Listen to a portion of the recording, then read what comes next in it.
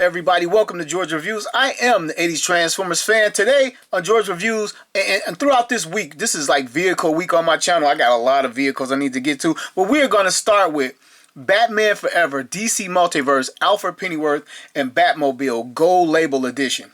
This is, I would say, a standard packaging from McFarlane. Well, I guess for their vehicles, it's done in a basic same concept as the individual figures, except for we don't get the window box, and this is a larger box. It is so large. It goes from all the way over here to all the way over there, and there is Alfred. He is also included, and also included are sound and light. The box is done in a flat finish, and then it's the actual photograph of the toy is like washed out, and it really doesn't capture light well. I'm going to try to kill a couple lights.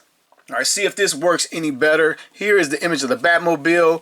We get the Batman Forever logo, the Riddler with the bat signal, which was very cool even for its day. Alfred Pennyworth. Bottom of the box, more of the same. This image actually looks a lot better at the bottom of the box. You see the detail on the bat wing back there that you really can't see on the main image. We also get the dimensions of the Batmobile right here. Here is a shot of the side panel. It's not easy. I'm holding up the box with my hand. And here is the actual top of the box. Again, a much better image than they put on the very front of the box. And Alfred right here is a render. That is not the actual toy. And there is Val Kilmer Batman sitting in the Batmobile. Here we have the back of the box, and it shows that you need 3 AAA batteries that I did not grab before I sat down. So I'm going to have to stop at some point. It shows you, I believe, how to open the cockpit. Yep, there it is right there. We get caution in multiple languages as standard on most toys nowadays. And that is pretty much it for the back of the box. Let's get our Batmobile open if I have the room. I'll have been flipping this thing over and turning it around. My arms are tired. This thing has some weight to it, I tell you.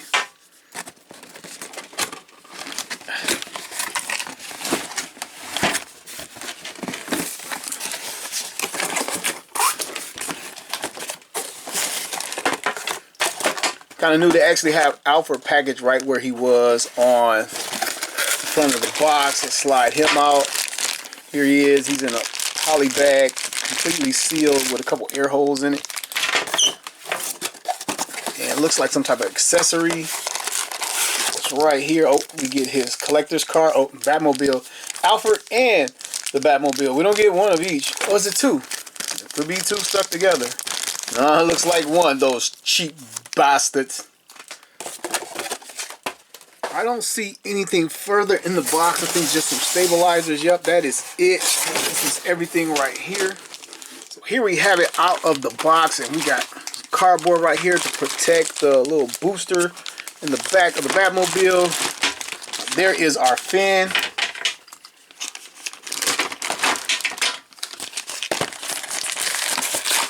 Just out of the package. I mean, this thing was so goofy in the movie, but like I say, I believe it's going to make a great toy. Look how long this thing is. Wow, oh, we get a couple fins. I guess what, 3 has to go in here? We get 3 fins in this poly bag right here. And get our Batmobile out of the bag. There we go. Oh, this is nice. Appears to roll well. It is nice. Nice. I'm not going to be able to get this like all in the shot. It's going to kind of be bits and pieces, but I can tell you this is about as far as back I can get it. It looks very nice. Those fins. Let's do our assembly. This is so cool.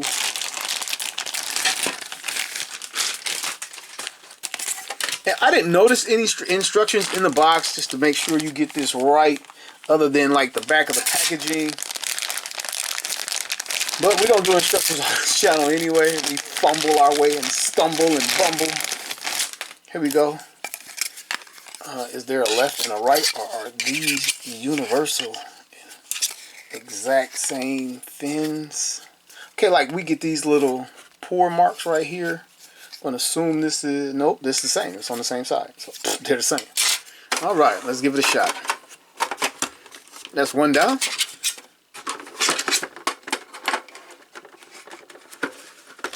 That's 2 down, easy enough. And for the big boy.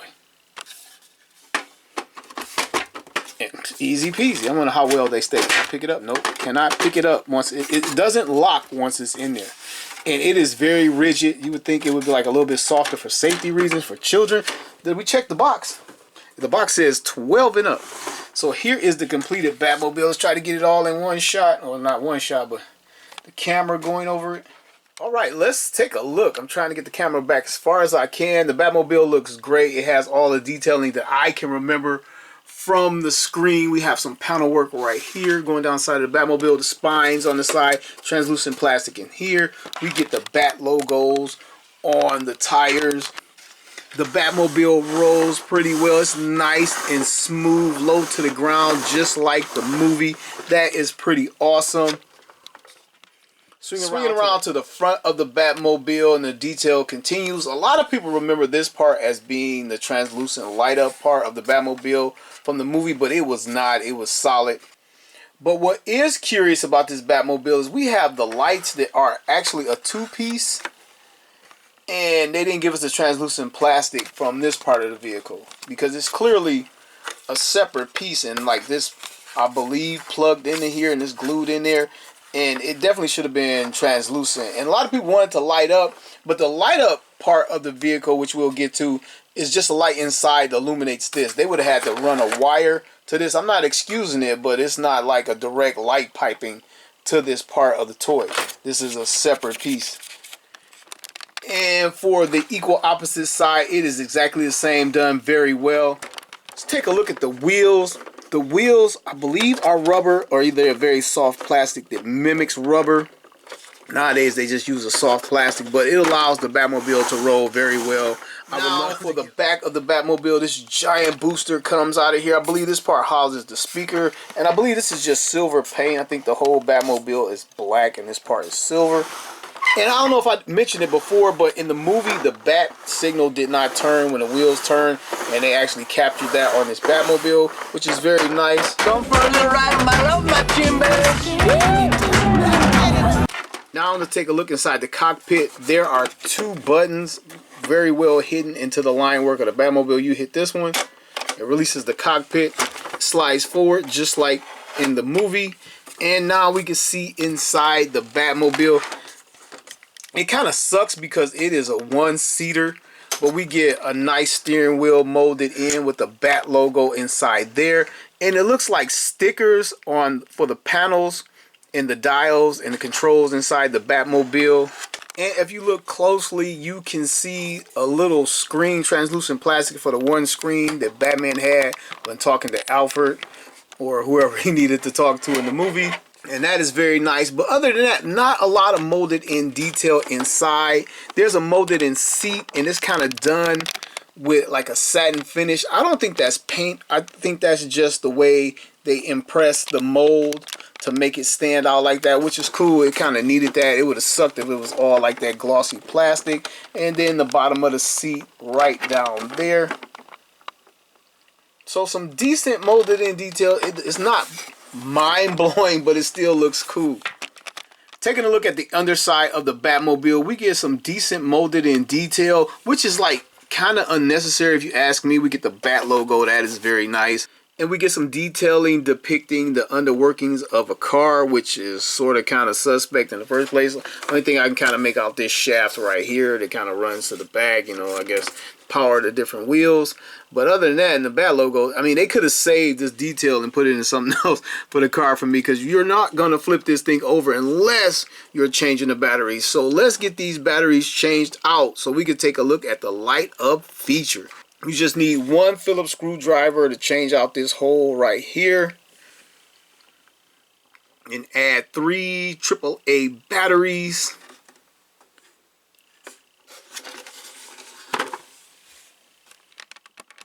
Alright, now that we have the batteries loaded, let's check it out. Again, there's a hidden panel right here. Not so hidden. That lights up the lights. And you just press it one time.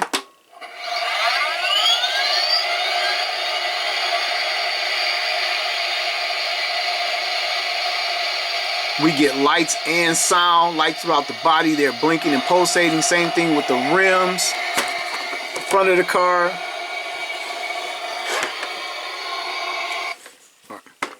And let's see what happens when we press it again. We get no sounds and a stable light, and the light kind of varies throughout the vehicle. We get like a darker green in the middle. I don't know if it's because the LEDs are in the back and in the front of the vehicle, and this is just more or less a dead spot because it seems to be a little bit darker right here. That could be a dead spot too. It is the exact same on the other side of the vehicle. A lot of people complain that the light is a little bit too green. It should be a little bit more blue, and it varied throughout the movie. Hopefully I put a couple clips on the screen, and at some points it was like almost like a white, depending on I guess the angle they were using or whatever. But it's cool to me. I like it. The only problem I really have with the Batmobile so far is that it's not a two-seater. I knew it wasn't two-seater when I bought it, but like, why they got to make it a single-passenger Batmobile when it was a two-seater? But I want to see how well it looked if I knocked out a few lights. And again, it looks great. It looks great with the lights completely on. I still have an overhead light on, but it still looks good. You can see the rims illuminate. Front of the car, I really didn't get a good shot at the front of the car because it's so long I can't get it in, but it looks good. And the front of the car gives out more of a blue vibe, so I think they actually tried to capture multiple looks in one toy. Yeah, it looks good. And the biggest reason why I got the lights out, because we're going to take a look at the inside now that it's lit up. I think most of the illumination is by happenstance, just because like they didn't block off those panels, but it still looks good, and you can see the little bat television screen monitor right there inside. I really like the subtle little glow that it gives off. I don't know if it's the translucent plastic they use, but it gives that exact monitor color from the movie. Alright, as much as I love the Batmobile, next up we have a figure included with this exclusive. It is Alfred Pennyworth. He's sealed in his poly bag. Let's get him out here.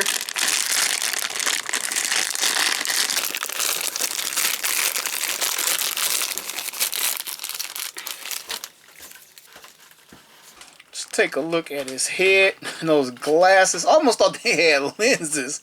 This is very well done. Look at his eyes. This looks amazing. It looks just like Michael Goff.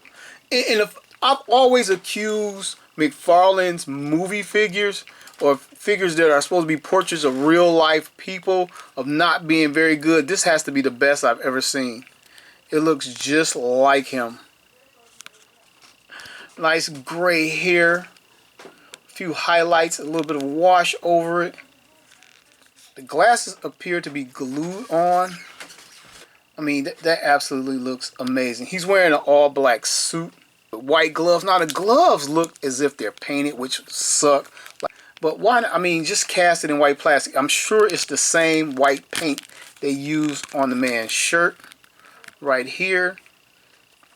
Tie looks good. It is like molded out. I don't know if they glued that piece in place, but it is raised. It looks fantastic. There are wrinkles in his shirt inside the jacket. It doesn't come off, but that is a nice attention to detail. The suit is all black plastic, no paint apps. The only paint apps is on his face, the white shirt, and the gloves. The shoes are actually black plastic. A little detail on these. Wrinkles in his pants. I mean, it looks good. Let's check out Alfred's articulation real quick.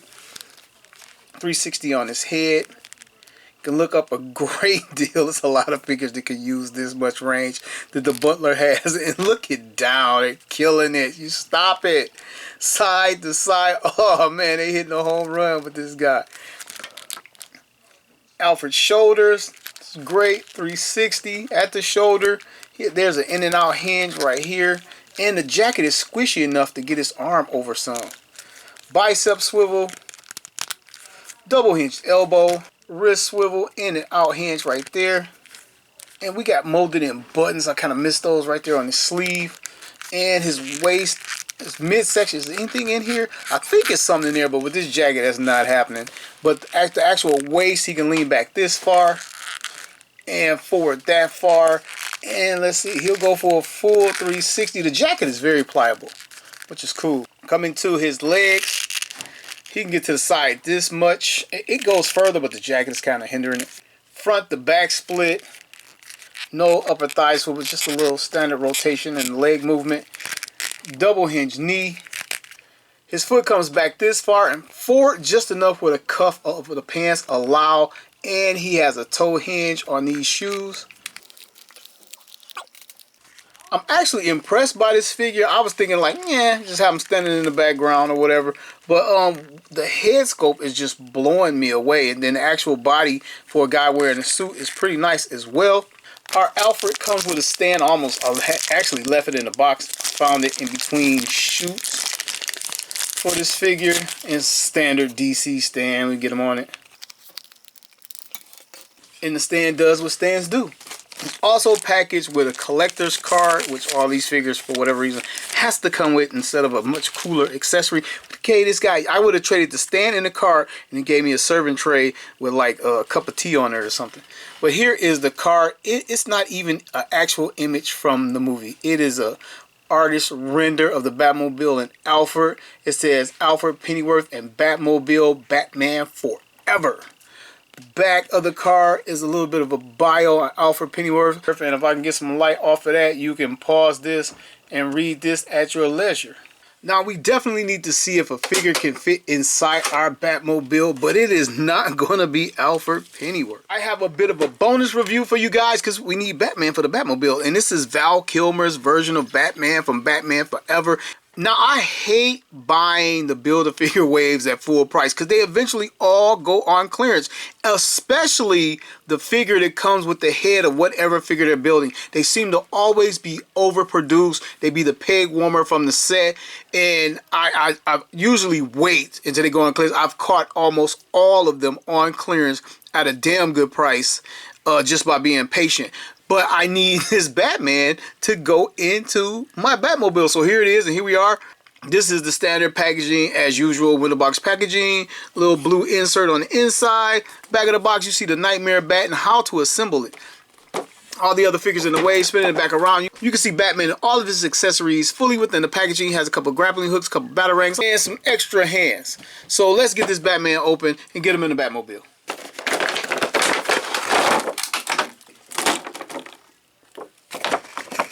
Whoa. On the inside here, I am pretty sure this is the stand for the bat. We actually get a display stand for him. But I guess because he can't stand up.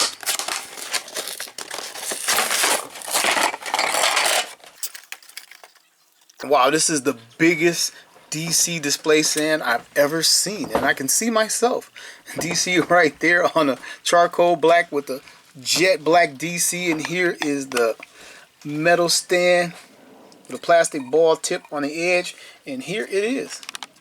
And as usual, our figure gets the data card treatment. It is the movie promotional image of Val Kilmer as Batman from Batman Forever.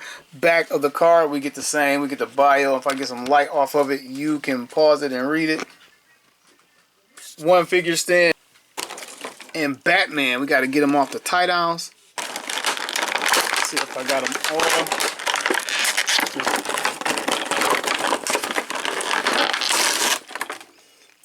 Here we are, and this guy had to have sported the worst movie on-screen Batman suit there ever was in a film.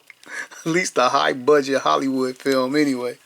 Man, look at this mess here. It's like a metallic blue with the silver belt with the gold buckle with the black gloves, and it's just, I mean, it's all over the place. Like, man, the legs like are not coming together on this figure, and the midsection feels weird, like right out of the box. There we go. For the remainder of his accessories, you get the giant bat head. It'll probably be forever before I complete these guys, because like I say, I wait for the Build-A-Figure waves to go on clearance because they always do. One grappling gun, no separation, no string or anything for this one. It's all silver plastic. This is the batarang that he used to blow up. What was it called? The Vox. And whatever this is, I can't remember. It's just another batarang. I know it's not just another batarang. I'm mad that I can't remember, but I don't remember right now. And one extra set of hands with the tape still stuck to it. Open gripping hands for the accessories I just pulled out. Alright, Val, let's take a look and bring a closer start with that head. Now, I thought Val Kilmer made a pretty damn good Batman, but a terrible Bruce Wayne. And I thought the equal opposite of George Clooney. But this guy clearly, the mask was pretty darn good, I must admit. And how much the little face we get captures Val Kilmer. That is kind of like his mouth pucker and the eyes. That's alright with me. Yeah, I'll take it. That's pretty good. I was ready to rant on it, but it looks pretty good. He has the fabric cape, which I love. He's going to need it to be able to sit in the vehicle. And I actually love how the cowl looks movie accurate, how it sits on top of the cape like this. Looks good, but what I don't like, this metallic outfit and this giant bat. Oh man, again, this was the worst bat suit in cinema history, in big budget cinema history. Let's check out Batman's articulation.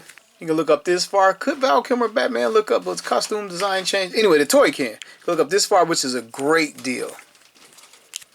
And his dial is very impressive as well. Side to side is completely awesome. And roll it around on that ball joint. Full 360. That is excellent. Arms come up this far. 360. In and out. Double hinge elbow. Not as tight as I would thought or expect. 360 right here. And these gauntlets are kind of sharp underneath his gloves. Nice molding detail on his fist. And it's an up and down hinge for whatever that's worth. And his midsection, this has been floating around kind of loose the entire video. It's not bad. I guess it's not, well, it's a little bit floppy. Yeah, it could be, definitely could be better. It's not horrible, but it definitely could be better. And it rotates all the way around and will fully 360. And it kind of didn't get stuck. You kind of want it to, like, when it gets right here, to get stuck. But it's kind of a loose fit under here. You can see a little bit of the gapping right there with no play wear at all. Coming down to his waist, full 360.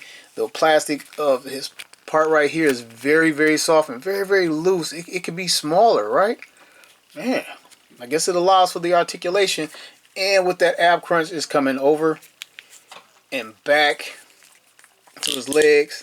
Some ratcheting going on right there. Full splits to the front and to the back. It could be a little, just a hair better, but that's cool. No thigh swivel. Double hinge knee. McFarlane really doesn't do the boot cut.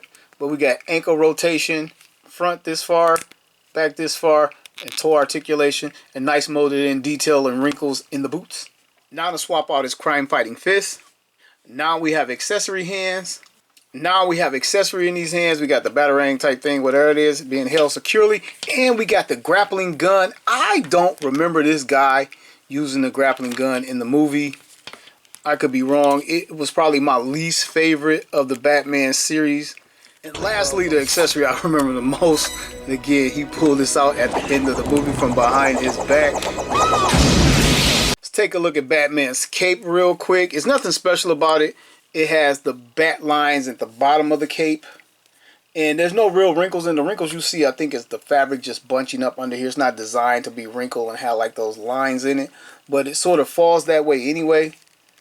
So it looks good. It's not as thick or as well done as some of the capes I've seen in the past, but it gets the job done for me. I like it. Well, I did all that just to get this guy into the Batmobile, so I'm going to stop and squeeze him in there because it's probably going to be problematic around the camera anyway. And cut and come.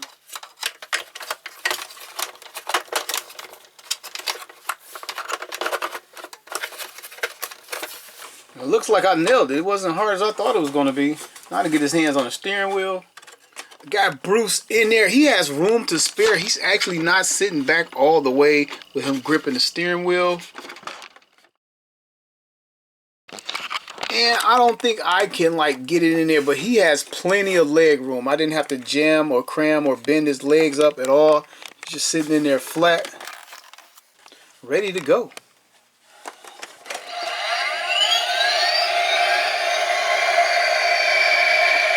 Here is Batman next to Alfred. He'd probably be a little bit taller if we can get his legs to stay together, but they kind of cock out like this. And I just realized I didn't get this guy to size up and run down. From Marvel Legends, because he's wearing a suit, we have the Kingpin. And from DC Multiverse, I believe it's Rebirth, another Batman. Representing the live-action superhero universe and also wearing the suit is Nick Fury from Marvel Legends. And from Snyder Cut's Justice League, Henry Cavill's black suit Superman. And because Val Kilmer has always been one of my favorite actors, I got to get the live action version out here for a little bit of a comparison. Alright, now for the size up and rundown that we really want to see. I'm going to kick it off with some Transformers. From Transformers Kingdom, here's the Autobot Shuttle. Transformers Masterpiece Rodimus Prime. Now for the toy line that gave us the best vehicles in the modern era. Master of the Universe Classics Battle Ram. Here's their Wind Raider with flight stand. The Rotom, which also came with a flight stand. And the big boy, the Talon Fighter. representing G.I. Joe Classified in a line most likely to take the title for Master of the Universe Classic for best vehicles in a toy line in a modern era. Here is the G.I. Joe HasLab Hiss Tank. And last but certainly not least, Super 7's Thunder Tank. The biggest vehicle I have in my collection. I think this is the biggest vehicle in a 6-inch scale line in the modern era. Alright fam, we've reached the end of another episode of George Reviews. Let me start by recapping the Batmobile. I really love the Batmobile. I really can't find anything wrong with it other than the fact that it's a one-seater. I knew that going in. It kind of prevented me from buying the previous Batmobile as well. But with that understanding that it is a one-seater and evaluating this Batmobile for what it is, I really, really love it. I like the lights, the sounds. I wish the sounds could have went on a little bit longer. That would have been cool. This thing rolls great. It looks great. There's really no paint. A lot of people have complained that it doesn't have like the weathering and all that, but I'm not a fan of that. It's cool just the way it is. But if I had a wish list, and I always do, I wish they gave us the flame burst for the booster in the back of the Batmobile. It's like, why didn't they do that? Why didn't they just make a universal flame burst to fit on all the Batmobiles? Because they're going to do them all. And then they did this one twice. This one comes, this one is right at $100, $99.99, it's $100. We got mine at GameStop, used my $5 off. That $5 is everything. You think you royalty use that? I like to use my rewards. I got my $5 off. I got it this past Saturday. But there's a glow-in-the-dark version of this that doesn't come with Alfred. I think it's an Amazon exclusive. I think so. Don't hold me to that. But there is a glow-in-the-dark version for $79.99, $20 cheaper. Like for the $20, I'm just going to get the light-up version. But I have a passion for glow-in-the-dark toys. So if it ever goes on clearance or the price falls down, I may go back and grab that version because I like this Batmobile so much. Now, the inclusion to this set, Alfred, which you kind of get for free for the $20 because you figure the $20 is the lights and sounds, or you get the lights and sounds for free. So either way. But the Alfred is very cool. For a guy wearing a suit, it's done pretty well. There's not a lot going on. The cuff and the wrinkles in his pants and the press line looks great. The shoes look great. Only complaint about, I have two complaints about Alfred. The gloves. I wish the gloves were done in a white plastic because if you touch it and move it around a lot, that matte finish of the white is going to pick up dirt, and then you really can't wipe it off without rubbing off the paint. So that's one little minor complaint. And then the skin tone. His skin tone doesn't actually match Michael Goff's skin tone. It could have been a little bit more tan for my taste. And for the bonus review, my Val Kilmer Batman. At first, I really didn't like it. I never cared for the suit on screen.